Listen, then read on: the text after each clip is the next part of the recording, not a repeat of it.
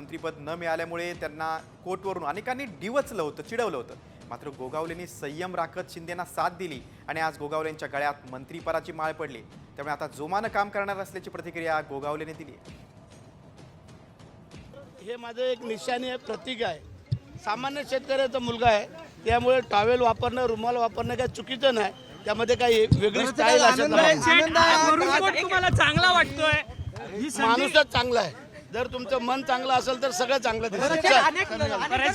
महाडसाठी महाडच्या MIDC पालकमंत्री कोण आम्ही थांबलो होतो, आता त्यांना थांबवलं. पुढच्याला त्यांना पालकमंत्री कोण बरंचसं पण पालकमंत्री कोण भरत गोगावले.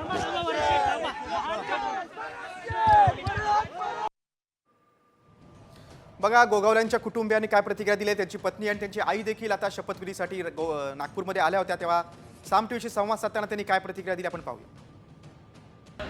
गोरगरीब जनतेच्या आशीर्वादाने आज 3 वेळा चौथ्यांदा चौकार मारलाय आणि लाडक्या बहिणींनी हे पूर्णपणे चांगलं काम केलं पूर्ण महाराष्ट्रात. आणि आमच्या आमदारांना महाड, पोलादपूर, माणगाव या गोरगरीब जनतेने, कार्यकर्त्यांनी खूप मेहनत घेतली आणि लाडक्या बहिणीनेही मेहनत घेतली.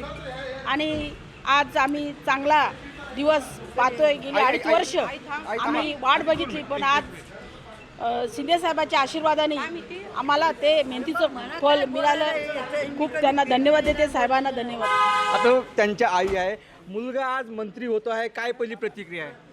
चांगले हाऊस वाटले, चांगलं अगदी देवानं चांगलं दिलेलं आहे. आणि महाराष्ट्राला एवढा जनता आहे तेवढी पाठीशी आहे.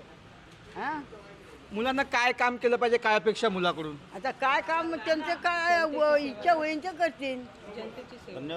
जनतेची आता कंचाला परत घालवलं नाही. जनता आली तेवढ्याला चांगलं